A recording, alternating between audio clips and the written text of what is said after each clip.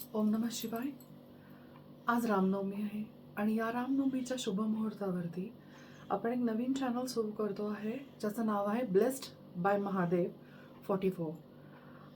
Actually इफल्जमध्ये जी spiritual jewellery आपण sale करतो त्याच्याशी रिलेटेड खूप जास्त क्वेश्चन्स अँड क्वेरीज आपल्याकडे येत होत्या, ज्याचे आन्सर्स द्यायला जे व्हिडिओज आपण बनवत होतो तर ते मिक्सअप होत होते साड्यांचे किंवा ज्वेलरीचे जे व्हिडिओज होते त्याच्यामध्ये.